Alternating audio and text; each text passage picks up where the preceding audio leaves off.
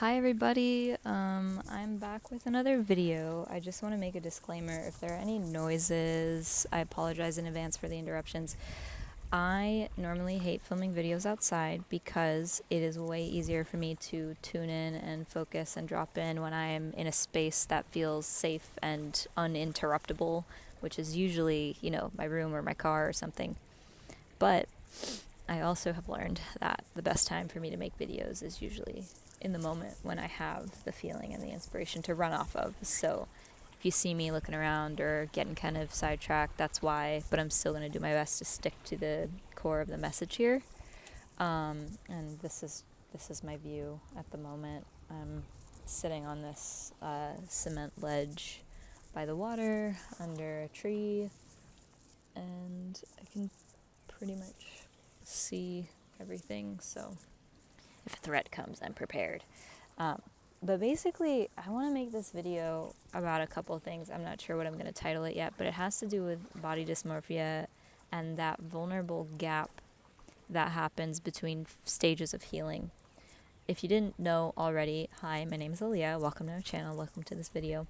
I'm currently healing systemic toxicity. What does that mean? It means that my cells are stressed out and they are overloaded with toxins, and that looks like having flare-ups of different symptoms, specifically migraines, eczema. I no longer get migraines, thankfully, but I'll get like itching flare-ups for one thing if I get an exposure to a toxin, or if my body is like releasing a deep systemic layer of toxins.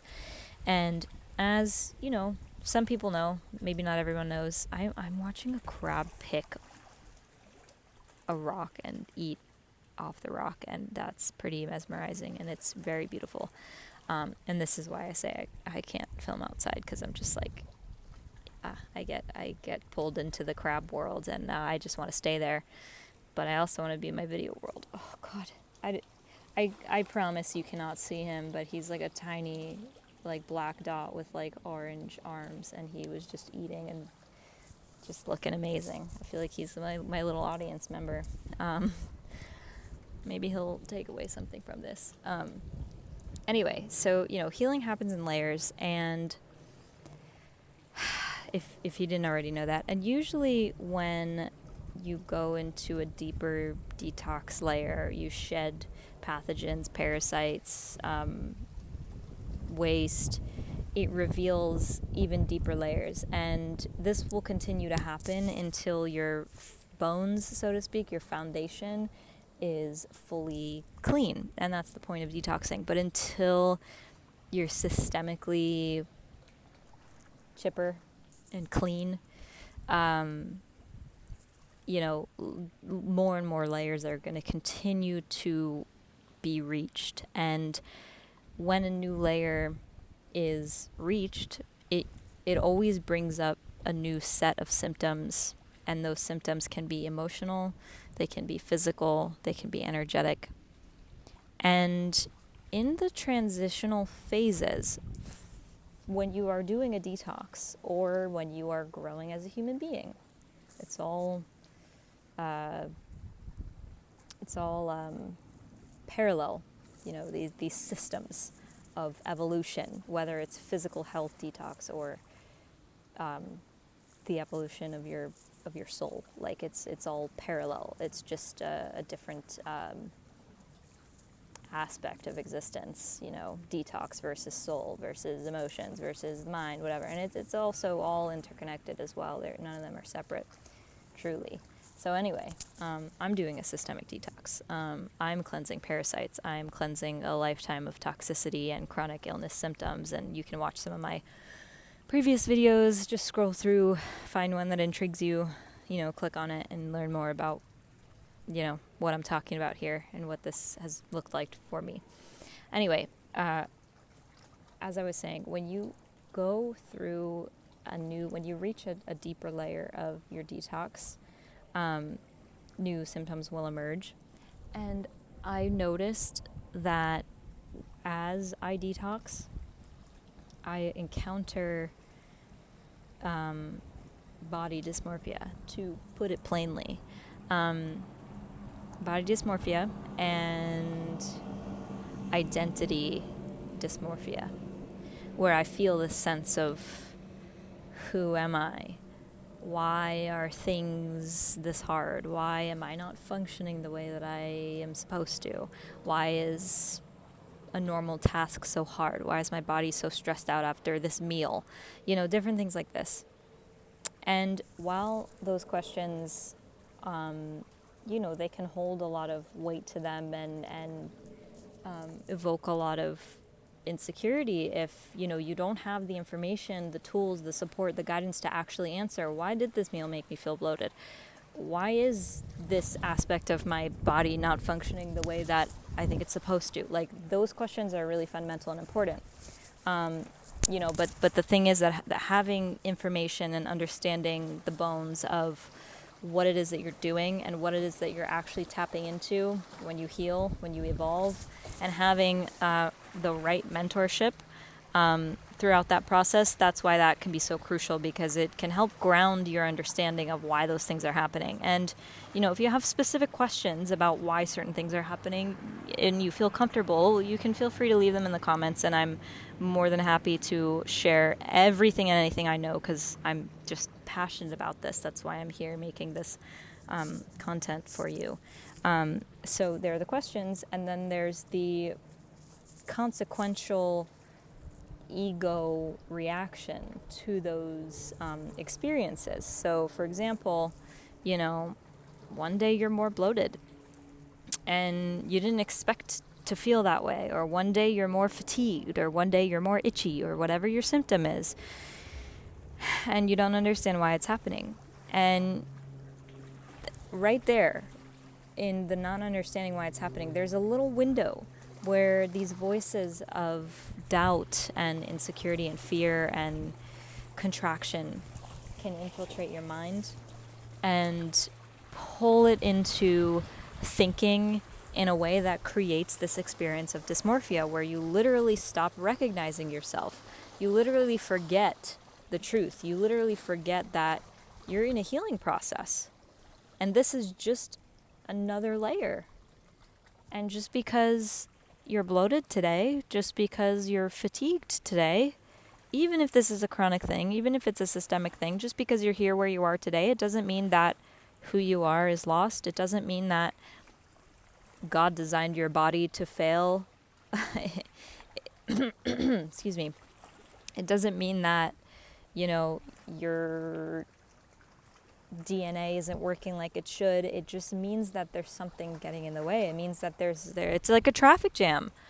Just because there's a traffic jam doesn't mean that the road is closed per se.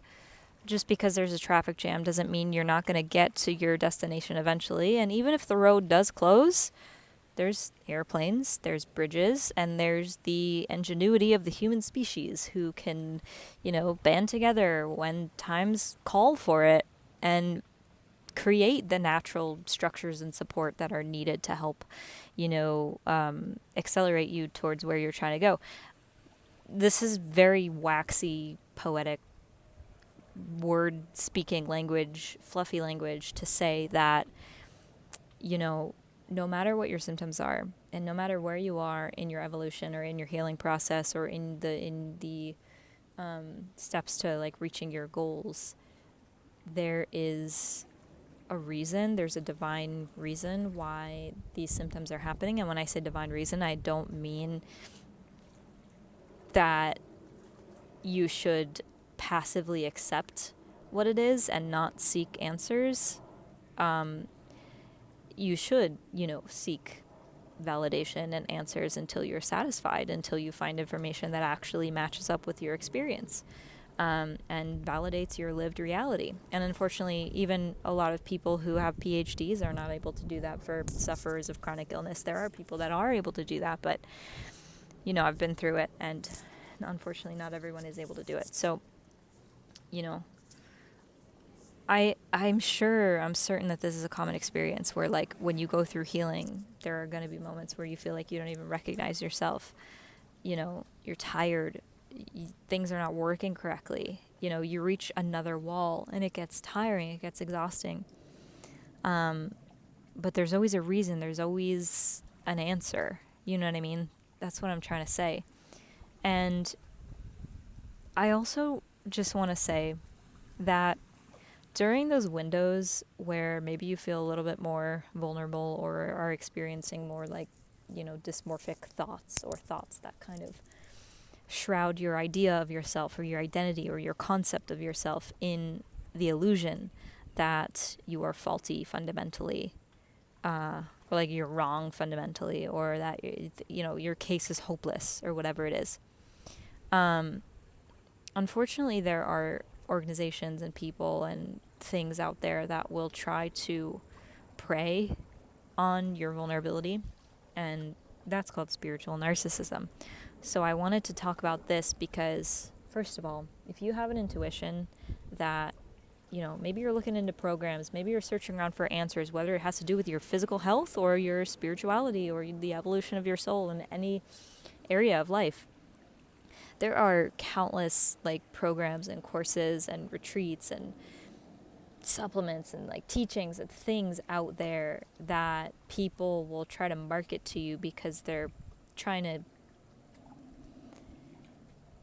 turn your vulnerability into profit for themselves. They're not actually there to listen to you or help you get answers. They just want to push their product and their agenda. And to be honest with you, you will feel if that's the case. You might deny it. You might not know how to recognize your own intuition, but you are going to get the signal. You're going to get the signal. It might be buried. Ant, please don't walk towards me. Sorry. I think I might have flicked this ant into a unfortunate situation. I don't, but he was big and red and crawling right to my legs, and I didn't want him to bite me. I feel bad about that. Just having a moment of silence for this ant, that's all. But yeah, so anyway, may this be in his honor. Yeah, people will try to sell you things to exploit you, basically. And just the reason I want to say this is because I just want to validate what you're going through and affirm to you that if you have an experience, you have a feeling, you have a lived reality that maybe nobody else has been able to reflect back to you, you're not crazy. It's them that aren't able to see you or meet you where you're at. And I can confidently say that because, I've been through countless scenarios in my life, interpersonal relationships, familial relationships, institutional relationships, where my lived experience was never mirrored back to me or validated or supported. And so it just pushed me to this edge over and over and over, where it was like I was the one who had to seek truth and answers and things like this. And, not everyone was able to meet me there or even give me the information that I was seeking out. But, I never gave up. I never stopped hearing the voice of my intuition, and eventually it led me to a place where I've been able to help a lot of people and share, and be an advocate for your intuition, because that is the one thing that's never going to steer you wrong, even if no one outside of you at any given moment is able to support you the way that you need. It's like your intuition is going to tell you exactly where to go, exactly what video to click on, exactly what to buy, exactly what to do, exactly what to eat in order to survive. And that's not something that modern medical institutions teach you. That's not something that's in what do you call it, the syllabus for medical education training programs. That's not something that is taught in public school. Trust your intuition? Hell no, because you know what that would mean? That would destabilize a lot of people who rely on exploiting your vulnerability and your lack of, knowing and answers to push their own egotistical agendas. And this is a sad fucking reality, because it's so pervasive. But this video, I know that it's going to find who needs to hear it, and I know that the types of people that are drawn to watch this are going to recognize what I'm saying, and they're going to think yeah, this mirrors my experience. This is what I'm going through. So, I just want to encourage you. If, this found you at the right time, this is what you needed to hear. I want to encourage you that, like, you don't owe anybody anything. You don't owe an institution or a teacher or, like, whoever. Like, you don't owe them your rawest, most vulnerable struggles just because they try to sell you a promise that you'll get better. I kind of want to say what you owe them is your discernment. You owe yourself your own discernment. It's up to you to discern, like, who is actually invested in your genuine well-being, in your health, in your healing. And what is the point that they try to drive home? If you're actually trying to get to know someone, trying to investigate, maybe have a Q&A with someone, or doing a trial call to see if you're a fit for their program. It's like, what is the point that they're driving home? And beyond the words that they say, what does your intuition feel? Do you genuinely feel like if this person saw you on the side of the street and connected with you emotionally through your story, that they would want to give freely to you? Do you feel like this person would want to share information with you because they knew that it would help you save your life? Or are they withholding that?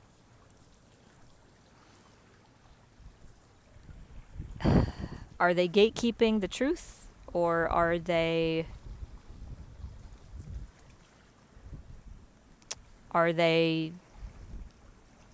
do you feel like they're trying to serve you?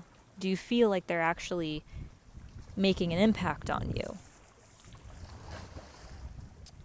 So this is just all to point back to my original point, which is that when you have moments throughout your healing process, whether you're physically healing or, just growing as a soul, as a human being, there's going to be moments where you feel vulnerable and you might question if something's wrong with you or whatever, which, for the record, is, that's nature. That's your ego trying to preserve itself. It's not that the thoughts per se are actually very pleasant or even true most of the time, all the time, but it's that, human beings all have egos, and the role of the ego is to serve the body, to serve the flesh. And the ego has adapted, throughout humanity to protect you, to save your life, to recognize danger, and to tell your mind and your body, pump these chemicals into your muscles, because there's a threat, there's a tiger, and he's chasing after you, so you need to run, you need to hide in that cave, it's like, that's the role of the ego. Like, historically, biblically, from an ancient perspective, that's what your ego is there to do. So now that we live in this luxurious modern society, I can just sit outside without any, like, apparent threats, even though, like, I'm very aware of threats, and I actually have it in my genome where I am more than average attuned to, like, detecting threats. Maybe it's because I speak truths, and not everybody can handle the truth. I come from a lineage of people who spoke the truth, spoke against systems, advocated for the truth, did humanitarian work, did protests, spoke on stages, and taught and informed people of their own lived experience and research. Like, I come from a lineage that, has that in it. So maybe that's why I'm more aware of threats, because I need to be more aware of threats, because, not everybody likes when people tell the truth. So, and that's kind of just how I live my life. Anyway, it's just a theory. But I kind of lost my train of thought.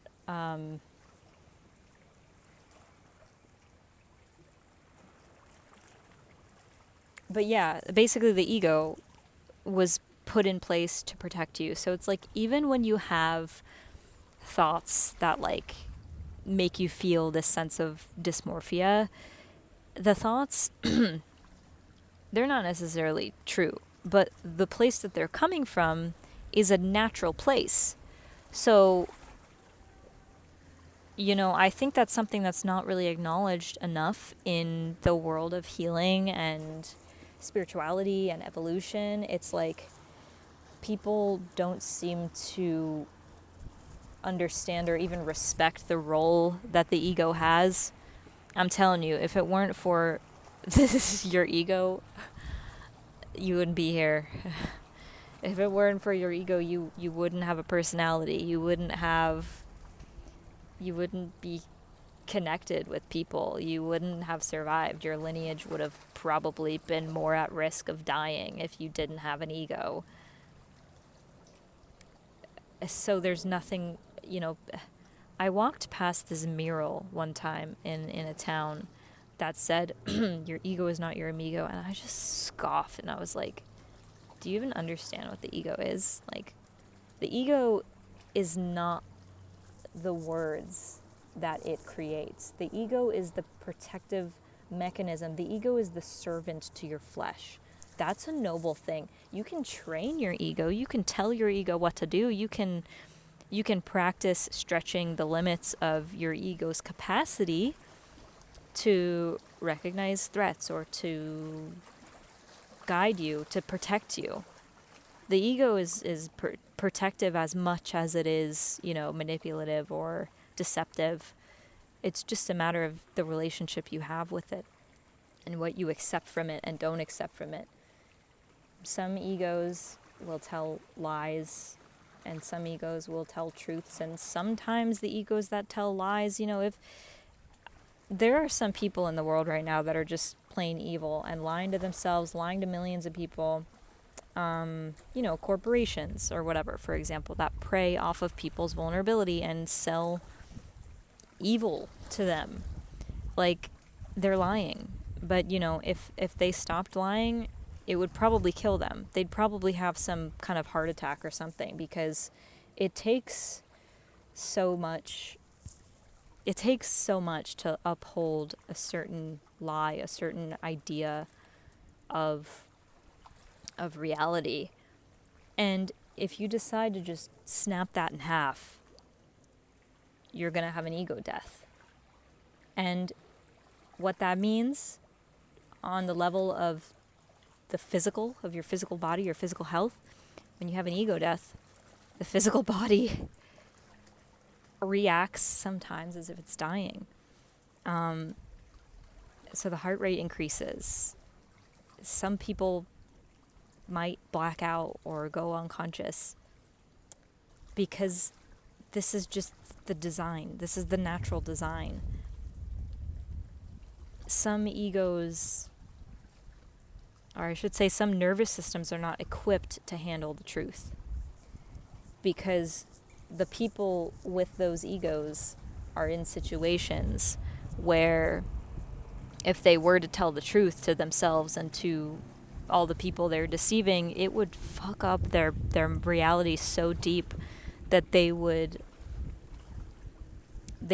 probably fall into a spiral of just, death on an ego level, and that could also manifest on a physical level. And that's why people lie. That's why people lie, because they don't want to die. It's really simple. It's really kind of funny and ironic. I mean, I don't know if ironic is the right word, but it's really simple putting it that way, but it's the biological truth that, this is why people lie. People lie because they're trying to protect themselves. And once upon a time, they realized that, lying actually saves my life. Lying actually keeps me alive. It gives me what I need to survive. And people have associated all of these different conditions, like money, like recognition, like validation, like fame, like material possessions. They've associated all these things with survival, because that's the world we live in. This is survival. Money is survival, unfortunately, because, we live in a culture that lost touch with tribal human values, and that's exactly what I'm saying here. It's like, when you put yourself out in the open, when you are vulnerable and a seeker, and you're seeking truth, and you find yourself in a conversation with someone who appears like they're going to help you, but you feel in your intuition like they actually just want to take your money and they're not going to be able to help you get to the root of it, but like something's missing. It's not the whole picture. It's not that it's not like good enough for like this part of your journey, but what I'm saying is like if you recognize that someone is trying to sell you something or present something to you that's like not in alignment with what is right for you, like intuitively it just doesn't line up, then that's your answer right there, you know? I feel like I'm just saying the same thing in a million different ways, but not everybody is there to actually support you through your journey. And I'm saying this because my message is protect yourself and be discerning. That's all I'm trying to say, is protect yourself and be discerning. That's it. It's sad that we have to even do that in this world because it breaks the illusion that like, oh, everyone loves me, everyone has my best interest, I can trust everyone. That's like a childlike way of thinking. It's very innocent. It's very childlike because children don't know discernment yet. They don't know how to protect themselves. That's why they have parents, you know.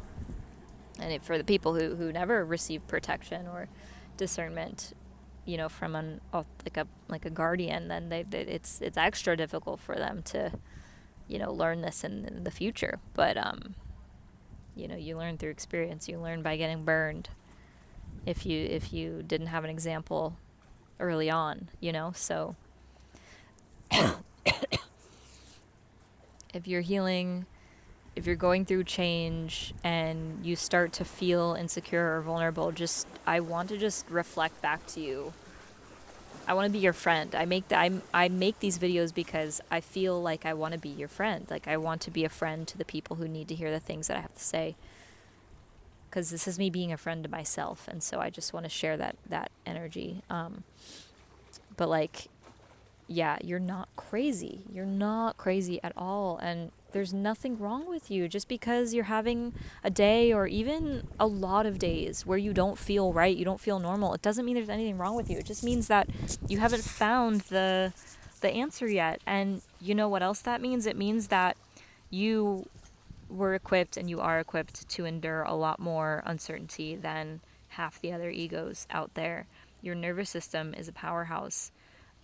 It might be under stress. You might feel like you're in survival mode, but the fact that you're able to handle something that, you know, people around you can't understand or support you in, it's a very sad reality. It's lonely, but it also, I say this because I want to recognize your strength and your power, you know.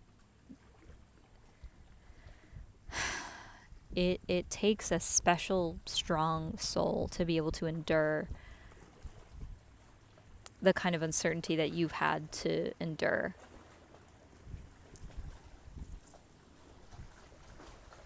And just because you haven't found, whether it's a community or practitioners or relationships or places that are able to reflect back your full power and the intelligence and sophisticated intelligence of your body and your soul, because it's intelligent, like it's sophisticated, it's evolved, highly evolved, like, and the people around you aren't able to give you what you need because they don't get it. They don't see the things that you're living because they don't have any reference point for it because they're not living it, but you are.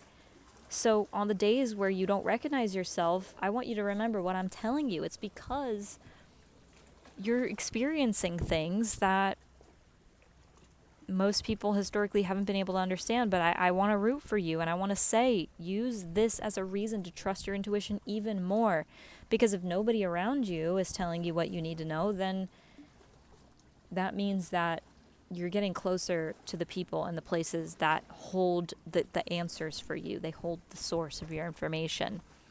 And I'm telling you exactly what I have lived. So I have full conviction behind every single word that I'm saying. So if you're finding this and you're resonating with this, it means that you're right beside me. and you're going through the same thing, and you're gonna get there.